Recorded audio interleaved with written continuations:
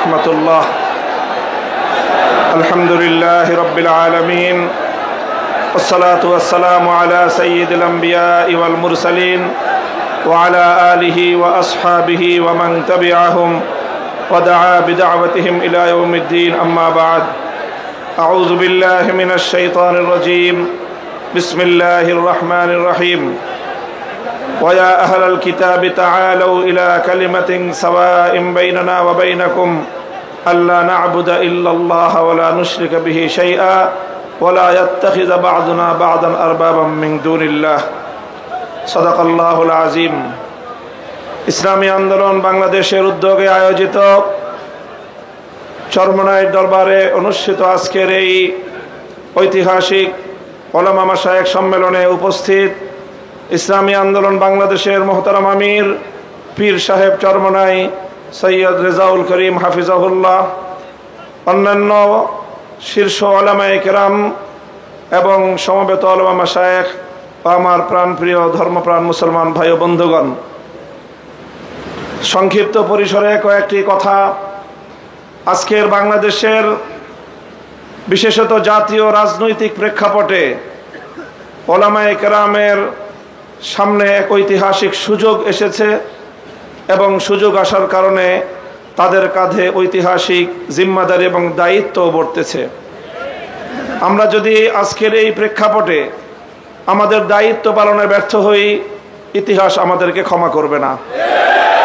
এই জন্য যাদের কাঁধে দায়িত্বের বোঝা, আমরা শুধুমাত্র একজন ব্যক্তি নই। যেমন ইতিপূর্বে অনেক ভাই বলেছেন, হযরত শাইখুল হাদিস আল্লামা আজিজুল হক রহমতুল্লাহ আলাইহির দায়িত্বের জোয়াল এখন আমার কাঁধে।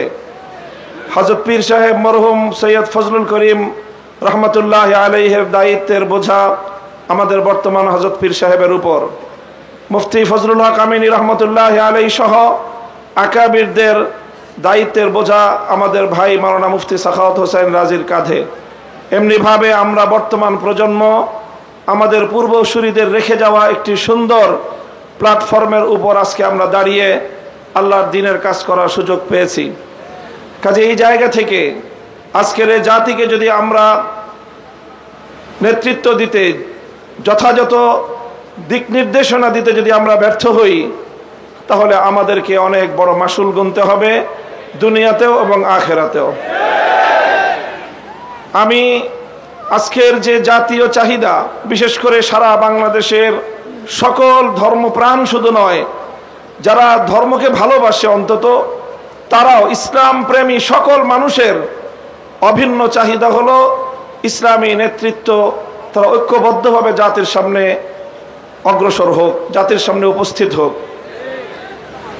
আমি আমার দীর্ঘ যে পর্যবেক্ষণ বাংলাদেশের ধর্মীয় এবং রাজনৈতিক অঙ্গন নিয়ে, সেটা আমি দেখি যে বাংলাদেশে আমরা আলহামদুলিল্লাহ ইসলামিক দৃষ্টিকোণ থেকে আমাদের পার্শ্ববর্তী উপমহাদেশের অন্যান্য দেশের তুলনায় আমরা অনেক সহনশীল একটি জায়গায় রয়েছি।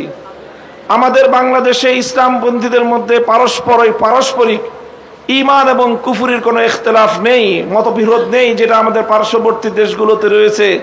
সেখানে শিয়া সুন্নির মতো জটিল বিরোধ রয়েছে। এরপরও সেই সকল দেশগুলোতে আমাদের ওলামায়ে দেওবন্দ তারা নেতৃত্ব দিয়ে সেই শিয়া সুন্নি সহ অন্যান্য বাতিল পন্থীদেরকেও বৃহত্তর ঐক্যের মধ্যে তারা তাদেরকে সামিল করে জাতির সামনে ঐক্যবদ্ধভাবে নিজেরা উপস্থিত হয়েছেন। তা আমি মনে করি বাংলাদেশে এখন ইসলামিক অঙ্গনে 4টি পক্ষ রয়েছে, যাদের মধ্যে আমাদের মধ্যে বিভিন্ন শাখাগত, ফিকহি মাসআলাগত এবং বিভিন্ন আকীদার খুঁটিনাটি বিষয়ে, ঈমান এবং তাওহীদ এবং রিসালাত আখিরাত ছাড়া আকীদাগত অন্যান্য কিছু বিষয়েও আমাদের মধ্যে মতপার্থক্য রয়েছে। তবে আমরা সকলে একটি কথায় একমত, সেটি হলো আল্লাহর জমিনে আমরা ইসলামী হুকুমত কায়েম করতে চাই। এই এক কথার ভিত্তিতে এটাই হোক আমাদের আগামী দিনের রাজনৈতিক ঐক্যের বুনিয়াদ।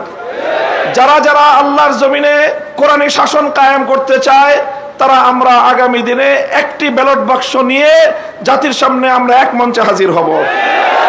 আমি মনে করি বাংলাদেশে অনেকগুলো ইসলামিক মহল থাকলেও বাংলাদেশে ধর্মীয় এবং ইসলামী সেক্টরের কিয়াদত ওলামায়ে দেওবন্দের হাতে। এটার মধ্যে কোনো ধরনের দ্বিমত অথবা কোনো সংশয়ের কোনো অবকাশ নেই। বাংলাদেশে যদি 4 লক্ষ মসজিদ থাকে, 3.5 লক্ষ মসজিদের ইমামতের এবং মেম্বারের দায়িত্ব উলামায়ে দেওবন্দের হাতে। কাজেই ধর্মীয় সকল অঙ্গনগুলোকে ঐক্যবদ্ধ করার ঐতিহাসিক দায়িত্ব উলামায়ে দেওবন্দের কাঁধে। আর এ কথা অস্বীকার করার কোনো উপায় নেই। দেওবন্দি উলামায়ে কেরামের সাথে সংশ্লিষ্ট যতগুলো রাজনৈতিক সংগঠন রয়েছে, তার মধ্যে সর্ববৃহৎ রাজনৈতিক সংগঠন ইসলামী আন্দোলন বাংলাদেশ। কাজেই সেই জায়গা থেকে ইসলামী আন্দোলন বাংলাদেশের দায়িত্ব সবচেয়ে বেশি। আলহামদুলিল্লাহ, আমি সাক্ষী দিচ্ছি লাখো জনতার এই মজমায় আমরা হযরত পীর সাহেব চরমনায় সৈয়দ রেজাউল করিম সাহেব হাফিজাহুল্লাহর মধ্যে সেই উদারতা এবং সেই আন্তরিকতা আমি প্রত্যক্ষ করেছি, আমি সাক্ষী দিচ্ছি। এজন্য আমরা আশাবাদী আগামী দিনে ইনশাআল্লাহ আমাদের ঐক্য প্রতিষ্ঠিত হবে। এই জন্য আমাদের যেই কথা আমরা একমত, সেটা হলো আগে আমাদের উলামায়ে দেওবন্দের নেতৃত্বে যেই সকল রাজনৈতিক সংগঠনগুলো পরিচালিত হচ্ছে, আমরা আমাদের মধ্যে আমাদের ঐক্যকে আরো সংহত এবং মজবুত করব।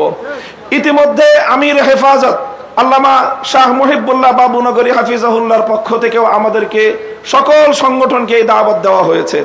কাজে ইনশাআল্লাহ আমরা আশা করছি যে অদূর ভবিষ্যতে অনতিবিলম্বে আমাদের ঘরানার সবগুলো রাজনৈতিক সংগঠন আমরা সীসাডালা প্রাচীরের মতো ঐক্যবদ্ধ হব। এরপরে বাংলাদেশে অপর 3টি ইসলামী ধারাকেও রাজনীতির ক্ষেত্রে আল্লাহর জমিনে ইসলামী হুকুমত কায়েম করার জন্য তাদেরকেও আমরা তাদের কাছে দাওয়াত নিয়ে যাব ইনশাআল্লাহ। সেটা হলো, একদিকে বাংলাদেশে আরেকটি অঙ্গন রয়েছে আহলে হাদিস সম্প্রদায় হিসাবে বিশাল একটা সম্প্রদায় বাংলাদেশে রয়েছে। আমার যতদূর জানা, তারাও এই বিষয়ে বর্তমানে অতীতের যে কোনো সময়ের তুলনায় উদার দৃষ্টিভঙ্গি লালন করছেন।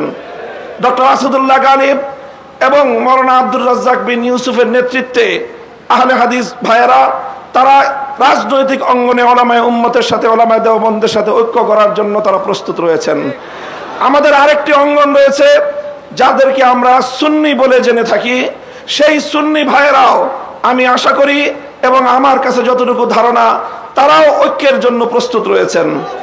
তৃতীয় যে আরেকটি গ্রুপ রয়েছে জামায়াতে ইসলামী বাংলাদেশ, যারা দীর্ঘদিন ধরে রাজনৈতিক অঙ্গনে আল্লাহর জমিনে আল্লাহর আইন বাস্তবায়ন করার স্লোগান নিয়ে যারা কাজ করছেন, তাদেরকেও আমরা উদাত্ত আহ্বান জানাবো এবং তাদের কাছে আমরা দাওয়াত নিয়ে যাব।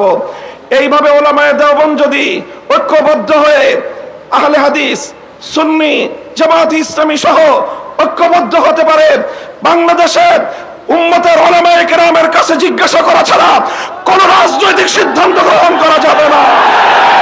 বাংলাদেশ ইনশাআল্লাহ আল্লাহর নিজাম অনুযায়ী চলবে, কোরআনী শাসন বাস্তবায়ন হবে ইনশাআল্লাহ। সেই দিন আমরা দেখতে পাবো, আমাদের হায়াতে, আমাদের জীবদ্দশায় দেখতে পাবো।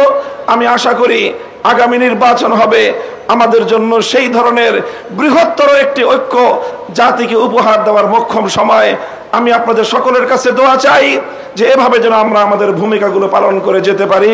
বাংলাদেশ খেলাফত মজলিসের পক্ষ থেকে আমি আজকের এই ভর মজলিসে এই ধরনের কার্যক্রম পরিচালনায় আমাদের শতভাগ উদারতার এবং আন্তরিকতাপূর্ণ ভূমিকা পালন করার প্রতিশ্রুতি দিয়ে যাচ্ছি ইনশাআল্লাহ।